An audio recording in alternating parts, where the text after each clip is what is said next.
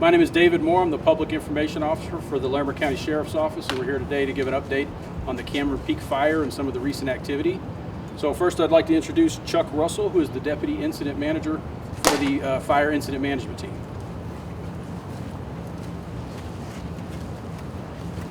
Good afternoon. As mentioned, I'm Chuck Russell, the Deputy IC for the Incident Management Team. Just wanted to give a quick fire update. The last 3 days have been challenging. We've had about 10 miles the fires ran, and it's exposed a lot of fire to these changing winds that we have coming towards with this front that's coming through. And so that's challenged us as far as the number of resources that we have and where we're positioning them. Right now, the fire is impacting the Highway 14 corridor as we speak. We've got resources that are in place along there. It has crossed Pingree Park Road, and it's on both sides of Highway or County Road 44H, I believe, which is the road that actually goes up towards Buckhorn. We've ordered 50 engines from the county and the state and the area resources around here. 25 of those have been filled as we speak. We're getting them set up to get into locations that we feel that the fire is going to impact. We're not sending all of them out just yet, but we are sending them out as the need arises and as we feel where we need to get them in place before the fire impacts any of the structures. I would say overall, we're holding our own right now. We are in a definite defensive posture, waiting and hoping that we get the weather that's going to come in sooner than later, and that the winds that are going to be here previous to that event and right after, before we get the moisture, don't affect us too terribly. That's where we sit right now.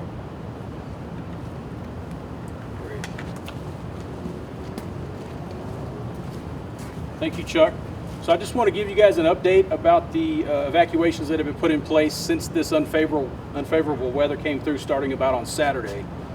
So on Saturday at about 7 p.m., Crystal Lakes and Red Feather Lakes went into voluntary evacuations. They are still in voluntary evacuations. And then Sunday at about 11:45 in the morning, the Buckhorn Road, which is County Road 44H, from Pinnock Pass to County Road 27 went into mandatory evacuations. Also on Sunday about 4 p.m., County Road 74E, or the Red Feather Lakes Road, east from Red Feather Lakes, including Shambhala, Lady Moon, and Glacier View, up to and including Hewlett Gulch, went into voluntary evacuations as well. And then today we've had a lot of evacuations happening in different areas. So about 10 o'clock this morning, Glacier View went into mandatory evacuations. 10:15, Stove Prairie Landing south on County Road 27 to 44H and east to include Stratton Park went into mandatory evacuations. Again today at 10:30 a.m., all of County Road 52E, which is Risk Canyon Road, to include Davis Ranch Road, Well Rock, and west to County Road 27 went into voluntary evacuations, and that just changed right before we got started. At 3 o'clock they went into mandatory, so that same area is now in mandatory evacuations. At 11:35, Highway 14 from Kelly Flats to Stove Prairie Landing went into mandatory evacuations. And at 11:40, Highway 14 from Stove Prairie Landing to Gateway Park went into mandatory voluntary, and then that just changed at 3 o'clock as well. They are now in mandatory evacuations. So to give you a little context, when we send out these evacuations, it goes out through the Everbridge Emergency Notification System. And that system is sending those notifications to contacts, not individual people, so contacts, and I'll explain that here in a minute. Under all of the current evacuation areas, 7,657 contacts have been notified that they are in the evacuation area. Now again, that does not mean individual people, it does not mean individual homes, and I'll explain why.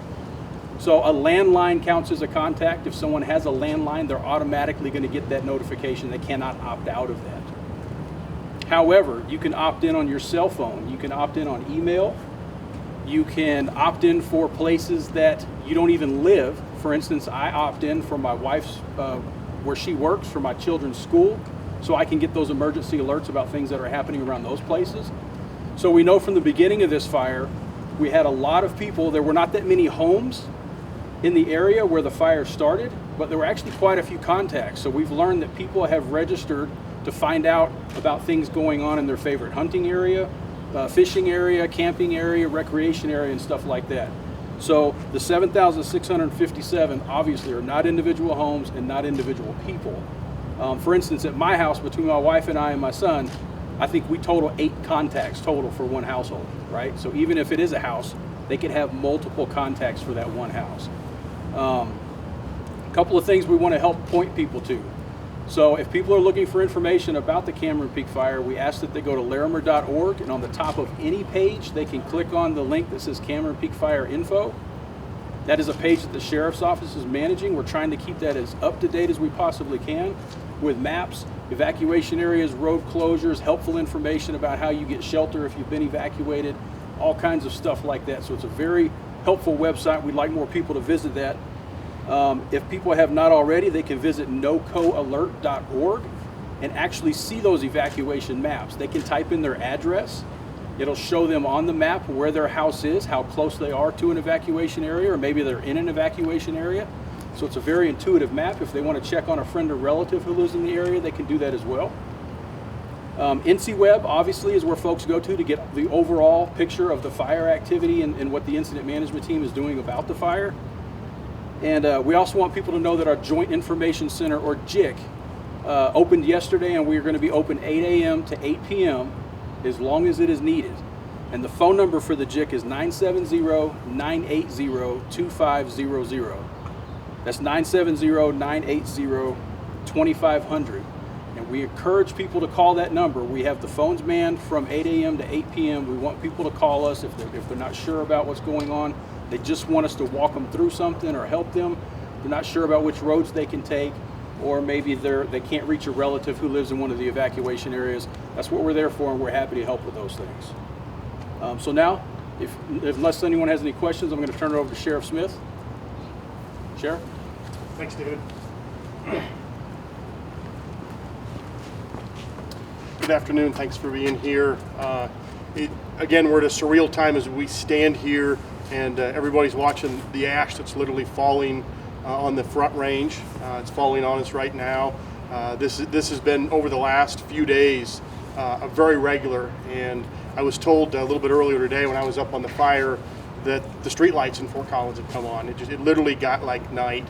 What I wanted to do first is clarify this still remains a federal fire. The fire team is managing that. We've been going since, I believe, August 13th, if my memory is accurate. It seems like forever. But up until this time, we've had evacuations, we've had residents move out of the way, but until now, we really hadn't gotten to the point it was really running. You've seen the numbers. People know what those numbers are for the increase, and I would say it's fair to assume this thing continues to grow exponentially. I'm here today because we've gotten to that point that a couple of things are happening. It's getting into areas with structures, and we've had to pull the pen on evacuations at a level that we'd never expected. We had these maps and polygons drawn. We watched this fire as we've had differing degrees of red flag weather over the last nearly a month. However, we'd seen it stay pretty consistent in size after a few days. At this point, we've seen tremendous growth that pushed it, and as the incident management team mentioned, made huge, about a 10-mile run in a day or two, which it hadn't done in 3 weeks or more before that. And so what I wanted to do is David was able to give you the specifics on the evacuations, and that information's public, but I wanted to go into a little bit of a why that these evacuations over such broad areas, and give a little personal perspective, because I apologize for keeping you a little late. I literally came off the fire line to get down here, and I wanted to share with the community what this looks like, because from right here, you have no idea what's up in the mountains, and it varies as you get up in there. So as far as the evacuations, when we saw that run that came across, and it was on the south side of Poudre Canyon, again, it hung up for weeks up in there, but it took off in the last couple of days, made that 10-mile run, got up over Pingree Park Road. I was actually at Jack's Gulch yesterday and just maybe an hour before it crossed over there. Just as some points for folks on structures, there's definitely a lot of structures that are under threat, some imminent threat, some immediate threat, some further out. When you hear the numbers on those evacuations, one of the things I want to make sure the public knows is in doing those, as we're moving to areas where there's high populations, it takes a significant amount of time for deputies and fire personnel, because we go door to door on every property. We're going to check when we hit the voluntary evacuations, make sure everyone's aware. So some of these evacuations will take a team of 40 or more people a full day to complete. So with that, we can't wait until it's imminent. We don't want a high park where people literally were seeing fire and having to run away. So when you see those numbers, when we started dealing with Red Feather Lakes and Crystal, a massive number of properties. So that took a tremendous amount of time, and it's, as things happen, I had no more than finished with the Facebook community meeting, explaining to folks that everybody in Glacier View should be prepared. But I saw no imminent move of that fire headed towards Glacier View. I was out literally minutes from that when I was told no, based on the fire behavior where it had moved, that they had grave concerns that it would easily turn and go north along Pingree Park Road. And for anybody that was here during High Park remembers, when that fire jumped Highway 14, it hit Glacier View like lightning. We couldn't afford to allow it to do that on us again. So we did. We had to go into those Glacier View evacuations, and making those notifications went through yesterday and into today to get those done. But where that fire was up on Pennock Pass or County Road 44H up there, if we saw it with the winds that were forecast to make the kind of run that it had before, it would easily cover all of the Buckhorn Canyon and be right down to Stove Prairie Road and cause another push from there. So that's why we started jumping on the areas like Stratton Park, really everything around Wrist Canyon. Literally at this point, we're going through an evacuation and telling the crews, when you get done with that, grab a bite, gas up your car, and be ready for the next wave. So we're having to time those. But I could tell you, every hour that we get nearer 9 o'clock, 10 o'clock this evening, it's tremendous relief, because we know those forecasts bring a change in weather. Again, that weather does bring risk, but that change in weather will change things. What we can't afford to do is say, we're keeping our fingers crossed it doesn't hit these areas. We're not going to get anybody killed.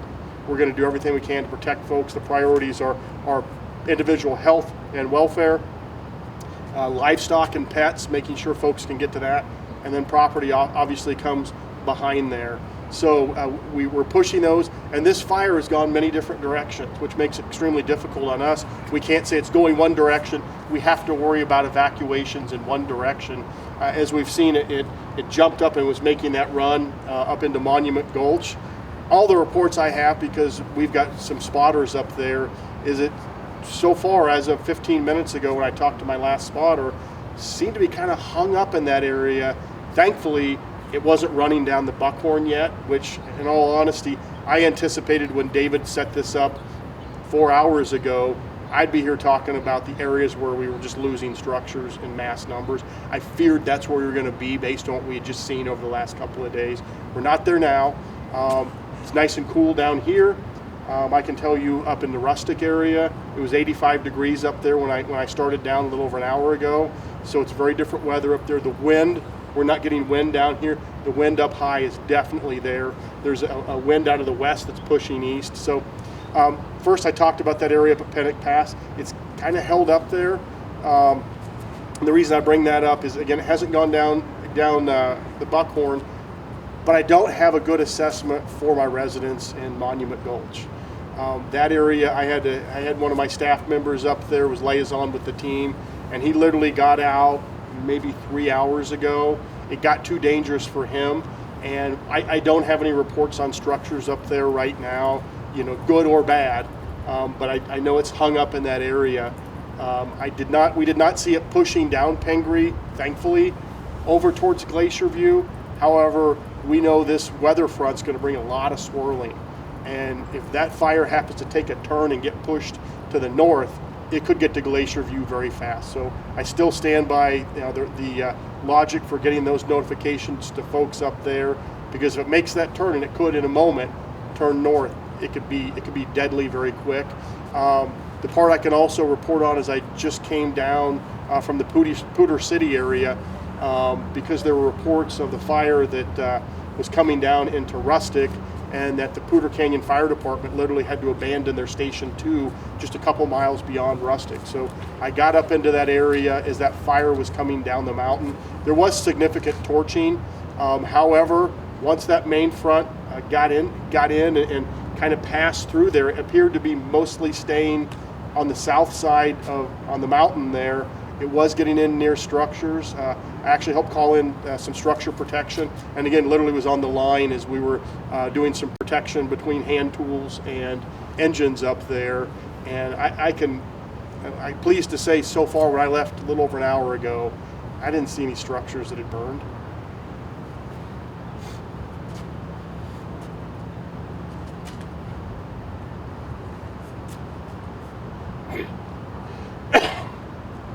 Excuse me.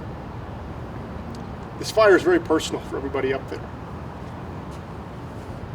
They've been through a lot between the fires and floods over the last decade, and to see it coming in there is it's difficult.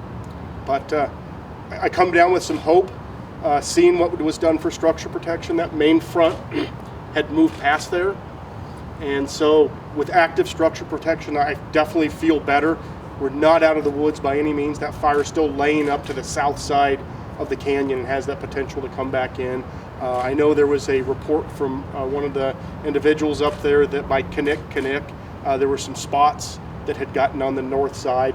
That concerns me greatly, because that potentially could drive, if it's in the right area, could cause that drive back up to Red Feather and Crystal Lakes, and also Glacier View, etc. So with that, again, I'm extremely pleased that where we're at right now is not where I feared we were going to be 6 or 8 hours ago. The day's not over.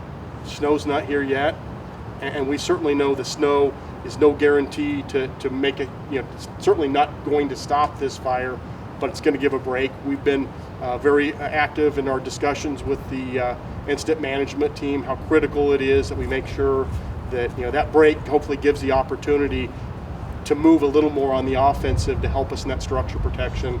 I understand there's a significant number of structure protection engines either here or on their way, because we're hitting those areas that it could flat get into structures, which we haven't had that much in the last month. So we're definitely getting there. Some good reports about where we're at, but there's still a long ways to go. So I just wanted to use the media to share with the public kind of where we're at. My tremendous gratitude for all the fire personnel, for the National Guard, the other law enforcement folks, for the community, and all their outpouring of support for everybody up there. Without a tremendously dedicated bunch of folks, we'd be in a very different place. So that's what I have to share. What I'm going to do is actually ask Commissioner Kafalis to come up, share a few words, and then if you have some more questions, we can go to that. So. Thank you very much, Sheriff. My name is John Kafalis, Larimer County Commissioner, District 1. Much of the area of the Cameron Peak Fire is located in District 1, the northern one-third of Larimer County. I'm here primarily to show moral support, logistical support, and resource support for the Larimer County Sheriff's Office. I'm here to show that support on behalf of the Larimer County Board of Commissioners. We have various roles when these kinds of natural disasters occur, and certainly one of those roles is to put in place the necessary disaster emergency declarations, and by doing so we are able to access federal and state resources to complement the local resources to get the job done. Our Office of Emergency Management works very closely with the Sheriff's Office and the state and federal folks, and I guess in closing I would say that obviously something of this magnitude requires an extraordinary amount of coordination and cooperation, and that's what we're seeing. And again, I just wanted to be here in support of the Sheriff's Office. When I was coming down 287 yesterday, below the Red Feather Lakes Roads, County Road 74E, I noticed at least 6 sheriff's deputy patrol cars zooming up the road, and I assume they were heading up to Red Feather Lakes, Livermore area, Glacier View Meadows. I have friends and constituents that live there, and so it's personal for all of us. Last night, or this morning, excuse me, I was looking at a Facebook post that someone in Glacier View Meadows was posting from last evening, showing flames in the background, and that was one of the folks that had to evacuate her home this morning. Thank you all very much. Thanks, Sheriff. Sheriff, there are mandatory evacuations in place. Mandatory means mandatory, but we understand some people are refusing to evacuate. What would you say to that? Let me first say that happens in any time that you do evacuations, or some folks just exercise their right to say I'm staying in place. We just give them the best recommendations. By the time we get to mandatory, we consider there to be an imminent threat, and so we make it clear to them the circumstances they're under. We encourage them to get out because the chance of responders going back in there at that point is extremely low. So we think that's not a good choice. However, we deal with this, and we understand people make their own choices. How many people would you guess are under mandatory evacuation right now? How many people under mandatory evacuation? Do you have any kind of guess on that, David? I don't on the people yet. That's something that we really have to drill down into, and a lot of, we don't have a specific number of people, and one of the big issues that we run into is a lot of those cabins and homes up there are second homes or vacation homes, so they're not even full-time residences. A lot of folks that we've talked to who live down here, live down in the Denver area or whatever, are calling and asking for permission to go up and winterize their home now, those types of things, or go check on things or whatever. So as far as the number of people who have actually been displaced, that's something that we'll try to have to circle back maybe much later in this incident and try to get a handle on that. In the thousands? I would say that's fair. And again, some of those may just be part-time residents as well, but I would say in the thousands is fair. Do you expect any more evacuation orders to be issued? Do we expect any more evacuation orders is the question. There's certainly the potential. The same areas we talked about before. We're really getting all the way down Risk Canyon at this point. And again, because even though it's hung up at the top at Pennock Pass, with this weather, if it gets really dicey, it could make an amazing run, and we'd be into areas very quickly. We are also continuing to evaluate and talk to the incident management team about concerns they have for the Glen Haven area. We talked a little bit yesterday when we did the online community meeting about areas like Dunraven Glade Road, the retreat, even that lower part of Glen Haven. At this, again, we're continuing to watch. We have not pulled triggers on any of those. This fire has been full of more surprises than we've ever seen, and certainly you've seen that over the last 72 hours. So if they're needed, we'll go to them. We have more polygons put together, but we're not pulling a trigger now. But again, we have them really stacked right now. We have them, and David covered those more in detail. But we really had to prioritize, even though we said, hey, we have all these different ones. What we didn't want to do is push out a notification until we could get roadblocks up and get the crews back there to make those notifications. And when we do that, we flag every house that we go to. We keep logs of that. Now, and we do our best to keep those. Sometimes we get assistance of people that may not have the logs. So this thing isn't over by any means. We've seen the last 48, 72 hours. It's got a lot of energy in it. This weather, if it comes through like we anticipate, will buy us a break, but it certainly can jump back up from there. There's a lot of fuel still left. And in just the last 5 minutes, guys, we've actually sent out 2 new evacuation notices. So that's how quickly things are changing. Voluntary, mandatory, did you catch it? One of each. 1 voluntary, 1 mandatory. I don't have the specific details, but if you go to nocoalert.org, it'll pull up on that map and you'll see them, and you can click on each evacuation area. It'll pull up some text to the left of it and tell you when that was implemented. It's the specific area, if you don't know the boundaries necessary, to give you roads and stuff like that. So just in the last 5 minutes, we've had 2 more. We certainly hope that's slowing down. But as the sheriff said earlier, weather's changing. We're staying hopeful. Sheriff, how long have you lived and worked up here? How long have I been here? 30 years in Larimer County. I've been with the sheriff's office since 1991, and I've been the sheriff since 2011.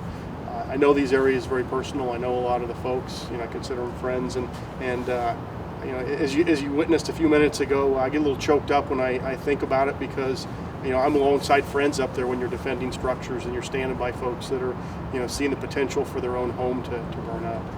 How you've seen a lot of different things happen up here, like the floods you mentioned. You said this has had a lot of surprises. How has this been different than anything else? How has this disaster been different than any other? Very good question. How is this one different? We talked in the beginning about there's two measures that occurred in the last decade here. The first one was High Park Fire, and there were some few Woodland Heights and a few others at the same time. And then just barely a year later, there were the massive floods that came through. With High Park, that one was different in that it went in a different way, that it started up in a populated area, and literally for about 2 days, all we did was run ahead of it and push people out, and literally they were getting out right in front of the flames. This fire started different in that it was clear up in the back, almost near the Continental Divide area. It sat there, it grew, but it sat there for quite some time. And our biggest fear throughout this was that fire moved north, and the fire teams worked with us, and a lot of their efforts on protection went on that north end because of areas like Crystal Lakes and Red Feather Lakes. It's different because it never made those runs. It's made some runs, but it hadn't taken that huge leap all the way up there.